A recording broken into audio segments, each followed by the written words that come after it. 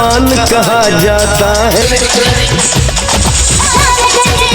Hello दोस्तों, welcome back my mister Singh channel. दोस्तों, संगीत की दुनिया में कुछ गीत ऐसे होते हैं जिन्हें हम खुशी में गुनगुनाते हैं, कभी भक्ति में सुनते हैं और कभी देशभक्ति के जज्बे के साथ गाते हैं। सूरज हम तेरे उजाले, तुझसे जुदा नहीं होने वाले। कई बार कोई गीत हमें प्रेमी के अपनी प्रेमिका के लिए पुकार लगाता है, तो कभी किसी भक्त की भावना के लिए तड़प।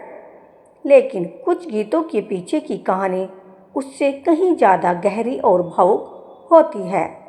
ऐसे ही दो गीत हैं जिनके बारे में एक बेहद दिलचस्प किस्सा बताया जाता है। कहा जाता है कि इन गीतों के पीछे एक पिता का अपने बेटे के लिए इंतज़ार और उसकी जुदाई का दर्द छिपा था। साल 1957 में फिल्म जन्म जन्म के फेरे रिलीज हुई। फिल्म का गीत जरा सामने तो आओ छलिया, जरा सामने तो आओ चलिए, उस दौर में बेहद लोकप्रिय हुआ। इसे पंडित भरत व्यास ने लिखा था और मोहम्मद रफ़ी तथा लता मंगेशकर ने अपनी आवाज़ दी थी। किस्सा यह है कि भरत व्यास जी के बेटे श्याम सुंदर किसी बात से नाराज़ होकर घर छोड़कर चले गए थे। भरत जी ने उन्हें ढूंढने की पूरी कोशिश की। बताया जाता है कि उन्होंने रेडियो और अखबारों में सूचना दी और जगह जगह तलाश करवाई, लेकिन बेटे का कोई पता नहीं चला। उस समय भरत व्यास अपने करियर के बेहतरीन दौर में थे, लेकिन बेटे के अचानक चले जाने के बाद उनकी ज़िंदगी में एक खालीपन आ गया। काम में मन लगना बिल्कुल मुश्किल हो गया। इसी दर्द के बीच उन्होंने जरा सामने तो आओ छलिया, छुप छुप छलनी में क्या राज है जैसा गीत लिखा।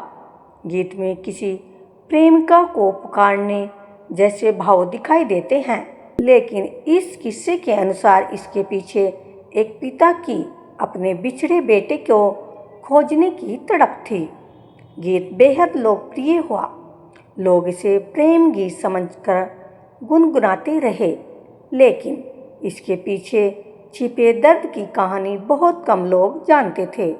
लेकिन अफसोस, गीत की लोकप्रियता के बावजूद बेटा तुरंत वापस नहीं आया।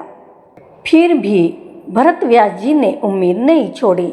साल 1959 में फिल्म रानी रूपमती के लिए उन्होंने एक और बेहद भावुक गीत लिखा, आ लौट के आजा मेरे मीत।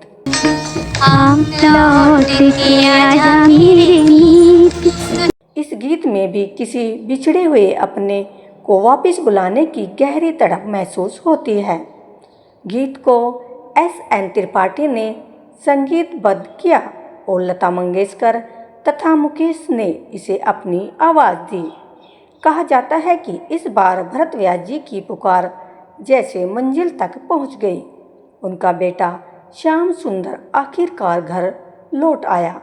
सोचिए, एक पिता के लिए इससे बड़ी खुशी और क्या हो सकती थी। यूं छुप ना सकेगा परमात्मा, तुझे मेरे गीत बुलाते हैं। आज जब हम इन गीतों को सुनते हैं तो शायद हमें इनमें प्रेम और विरह दिखाई देता है, लेकिन इन किस्सों के अनुसार इनके पीछे एक पिता की अपने बेटे के लिए बेचैनी, उम्मीद और इंतज़ार छिपा था। और यही भरत व्यास जी की कलम की खासियत थी। उन्होंने अपने व्यक्तिगत दर्द को ऐसे शब्दों में ढाला कि वह दर्द सिर्फ उनका नहीं रहा, बल्कि लाखों लोगों की भावनाओं की आवाज़ बन गया। इसलिए कुछ गीत सिर्फ गीत नहीं होते, उनके पीछे एक कहानी होती है, एक भावना होती है और कभी कभी किसी की पूरी ज़िंदगी का दर्द भी छिपा होता है। अगर आपको भी संगीत से जुड़ी ऐसी अनसुनी और भावुक कहानियाँ पसंद आए तो वीडियो को लाइक, शेयर और चैनल को सब्सक्राइब जरूर कीजिए। Thank you very much.